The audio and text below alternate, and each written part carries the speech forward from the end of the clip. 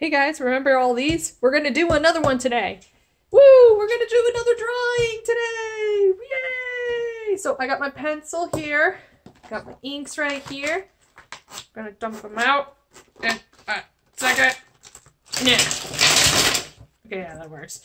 And of course we got our comic. And because it is Peter MJ Parker month, we're gonna do Amazing Spider-Man Renew Your Vows number 15. Which actually was way better than the last one. So if you guys are new to the channel, you don't know what's going on, I review comics, but I draw while doing it.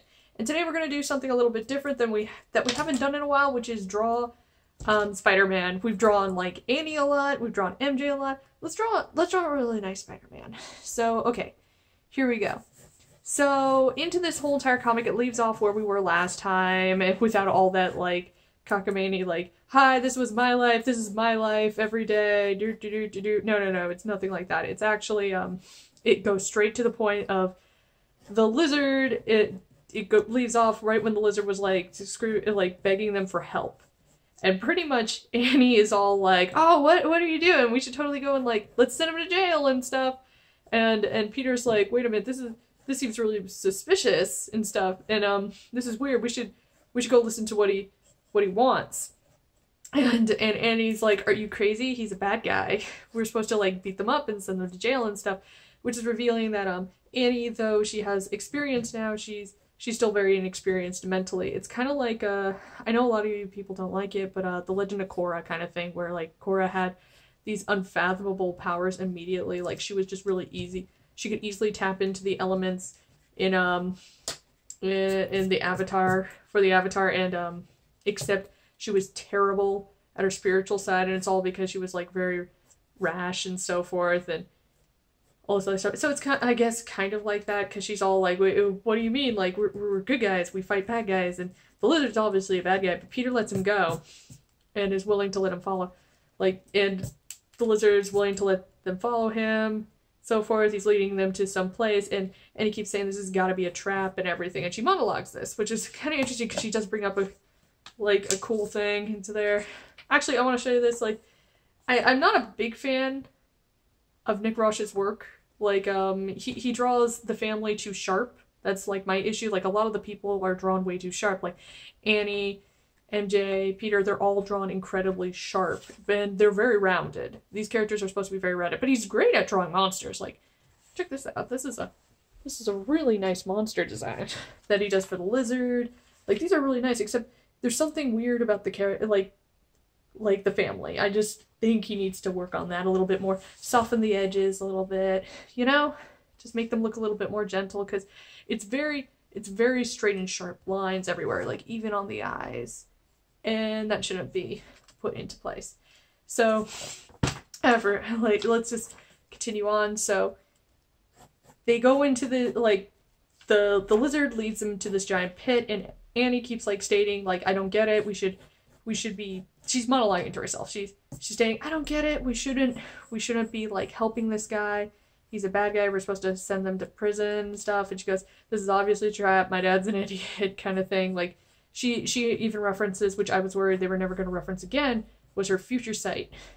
And it's still unknown if her parents know about it, but she's stating that she's like, it's weird, my future sight isn't going off. And it always comes off when something bad's about to happen, like incredibly bad. And of course she's too stubborn to admit that maybe nothing bad's gonna happen, because she's all like, well, yeah, it probably isn't coming off because I know this is a trap and we're screwed, and it only comes off when I don't know what's about to happen. So that was kind of cool. Like, they just, she's given a flaw. And that's important. She's given a flaw, which is she's very brash about things in a nice way, kind of thing. Like, she's not bratty or anything, as we've seen before, but she does get angry at things, and she gets tired. She's frustrated because she wants to be treated like an adult, and so forth. And so the lizard brings them to this pit that like he dug up a pit, got like this giant hole in the middle of this theme park, in the middle of the aquarium, and so they all go down it, and Peter's like, she's like, wait, are you sure this could be, this definitely is a trap, Dad. This seems like a total trap. Like, how do you know that we can trust him? And he's like, I don't have a clue. And he just jumps in.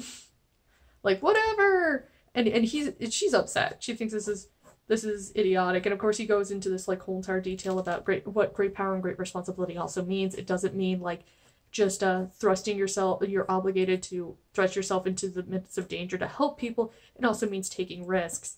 And one risk is specifically, like, if there is a trap, you will still you will still willingly go into that trap. Just in case if there is somebody in trouble, if there's somebody that's hurt, what if there's that small chance that that this isn't a trap and it's truth. And that's what he states to her, and she's kind of moved because he gets really deep into this, and she has this moment where she's all like, wow, he never talks to me this way, and she realizes like, oh my gosh, he trusts me, like, and she gets that little face right here where she's like, oh my gosh, my dad trusts me for once. And that's kind of cool. It's just kind of like shows that she's very touched by him, so forth. And so pretty much the lizard leads them down this weird cave in the right underground New York. For some reason there's caves under there. I've lived in New York, I'm born in New York, I don't remember those things existing. I mean, I've heard of that, the underground tunnels, but they're not supposed to be like that. They're supposed to be more like subways and stuff, and yeah. But so it comes with this kind of cool splash page of all these apparently somebody's been holding all these people captive. Like, apparently we got, like, check it out. There's like Rocket Raccoon right there, and there's Howard, and he's just chained up over there, and these weird things, like there's a centaur, and there's like a demon, and then there's a mole man. It's just everywhere. And so they realize that something bad's happening, that somebody is capturing all these people or creatures that aren't they're not really like humanoid, and that they're capturing all these people, and it looks like they're doing experiments on them. So the lizard's just pretty much just jumping down there, and he's just like wrecking everything. So they're like, okay, this is the deal, we're gonna go and like figure out what's going on, we're gonna go after the dude, and let's go and free the prisoners. And they start making a plan, like the Parker family. And this is what I have a problem with. So it just immediately goes like, look, like they need to stay right here. It's like he's gonna go and beat up all that stuff, and I'll help him, and I'll like, MJ's like, I'll get the prisoners out. But the immediate next panel is just like quickly like bam, like all this stuff has already happened. Like it's like 30 seconds later, but no real like explanation, because already MJ has already wandered all the way down. Peter is still walking, and he's rushing out. Like everything just happened way too fast. It needs to be settled. Like they should have done some panels of them like MJ like opening up stuff, and just the lizard like causing ruckus, and Peter just trying to like investigating all the equipment, and maybe Annie being like, what the heck, why are we helping this dude? But yeah, so then we get introduced to this guy, and of course he introduces himself as Dr. Krikos, and so he's been capturing all these creatures that he's doing experiments on them. He's trying to get like a really good specimen or something, and he makes a quick mention, like he knows Spider-Man and the gang. Peter does kind of state that he does sort of know who he is, and Dr.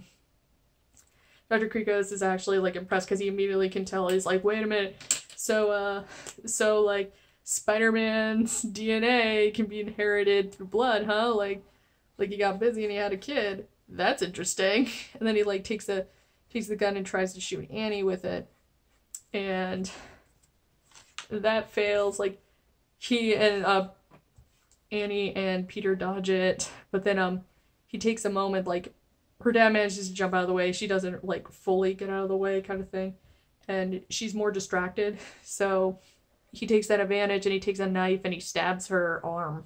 Like, well, he really just slashes her, and he goes in to attack her again, and she's saved by the lizard. Like, he immediately goes into this cool protective stance. I really do like how he draws monsters. Like, check that out. That is just really nice. Like, he's limping because he's tired, because he's been already hit by the dart. And he's slouching. He's got great movements, great details on the scales. But, like, Annie, not so much. He's not great at drawing people. He's great at drawing monsters. Just, he's got to work on the people. I do see he's a really good artist. I do like him more than Brian Lovell. And a lot of people say I'm crazy for that. But I do. I see a lot of heart and potential and love into this. I just wish he could work on it a little bit more. So Annie is moved because the lizard is actually protecting her and everything, and he goes to attack Krikos while her parents rush over to her, and they all manage to, while the lizard has Krikos occupied, they free all the others, and they set up to go beat up Krikos, and Krikos runs away in this magic like portal thing with a giant mouth. I don't understand it either. It's this thing. It's like blah, blah, blah. I don't know what it is, but I bet it gets a face. So he escapes and he gets away. And there's a good point at there that reveals to the readers who don't know who the heck Dr. Krikos is, because immediately I'm like, is this a new guy or something? But Peter immediately says, well, at least Queen Medusa will be glad to know you're okay.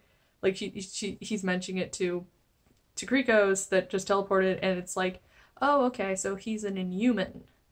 He's an Inhuman. That makes sense. Okay, so that's good. So Peter would pretty much know who the heck that is, probably. And then the family starts like slowly talking about what this was all about, like why was he here, and they seem to gather that he must have been like just pretty much, he seems to be getting data and DNA and genetic, like he's been doing experiments on creatures that aren't quite human, that they all have superpowers and stuff, except MJ mentions that there don't seem to be any mutants. It's mutates and aliens and inhumans, but there's no mutants. So but they suspect maybe he didn't have enough time to go do that, but it still puts them on a little bit of it's still curious to them. And meanwhile, like, Annie goes up to the lizard to kind of like see if he's all right and kind of thank him for what he did. So it's kind of showing that she is moved by his actions, that he did go out of his way to go and help her and protect her. So she's understanding that what her father said is true, that sometimes people will surprise you, and that you do have to take the risk, and that you have to trust sometimes the villain and the problem, and you will have to take that dangerous moment that you may have to go in there and do something that could end up being a trap just for the sake of what if it's not. And look, they saved a bunch of people because of that. So, and then we get this kind of nice little panel of everybody leaving and stuff, and but I'm a little bit disappointed by this. I'm pretty disappointed by that point, just for a few reasons. Like, we have Rocket Raccoon and Howard the Duck in there, and all these like a bunch of other characters. I think like one of the others is an Inhuman or something that everybody knows. I don't know Inhumans, they're weird to me. I'm not a big fan. So I see stuff like that, and we don't get to see any of their interactions. They're big players into it. They're more like just kind of like stationary, like they're just furniture pretty much. They don't talk, they don't do anything. They're just like NPCs kind of stuff. But I wish that we could have had a little bit of banter. Like, that would have been great in that opening scene where they're like, we're gonna free the prisoners, and like we have them doing a little bit of small banter, like instead of like, we're gonna free the prisoners, oh no, like do something like that. Like, they're freeing them and they're saying something, or they're just warning them about that stuff. Like, they go and ask them questions. But no, we don't get that. It's just we're here, we're miserable, but we're not gonna say anything. It's like, but you, like, Rocket talks a lot, and so does like Howard, so why aren't you doing anything? You guys are lots of friends. But yeah, oh man, I think I made his head too big. So let's go and move this down a little bit. We can go around that.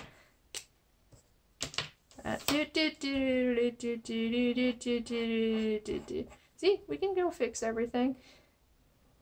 We're all new to art, so it's okay if we mess up once in a while.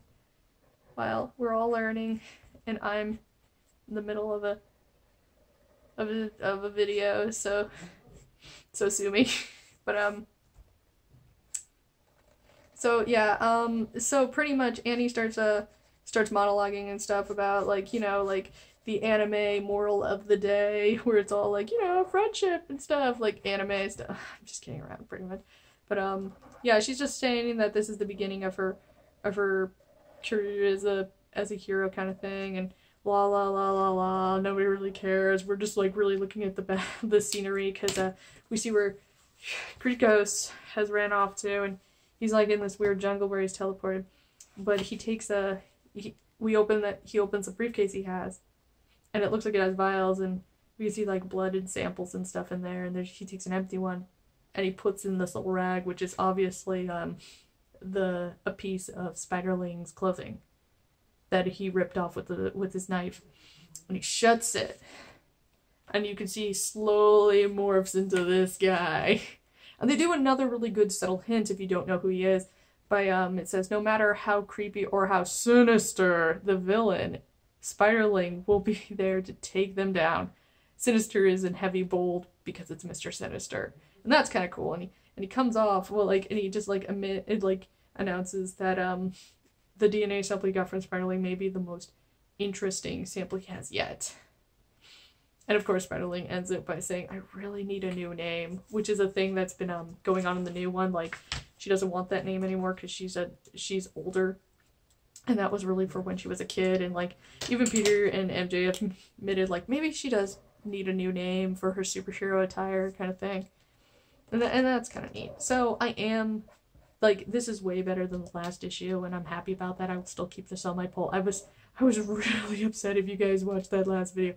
I was really, really, really upset at the last one. I was like, oh, come on, don't follow the original 4-issue long Mole Man story. I don't need that junk in my life. Come on, dudes.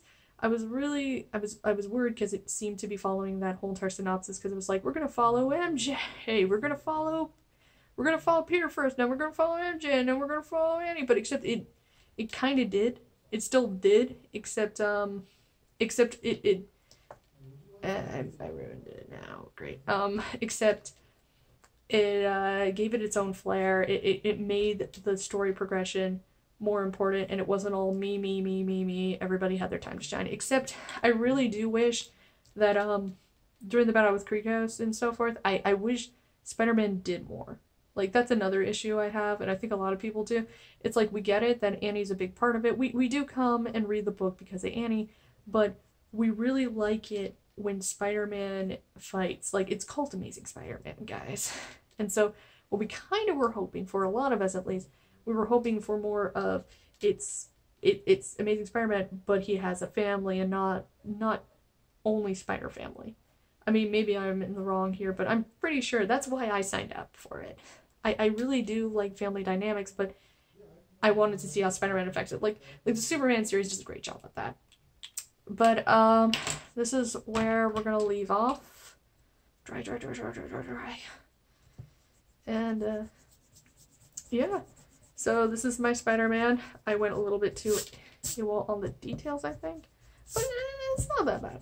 I kind of like it. I like it. I'll have to work on webbing practices a bit more. Definitely. Maybe I'll go color it in the future. That'd be kind of fun, right, guys? But other than that, I think we are done here. I do think this was a fun issue. If you want to go and read it, don't read, like, I guess you'd have to kind of read the 14, but I really suggest not picking that one up. It just didn't do anything. But anyway, I'll see you around, guys. See ya.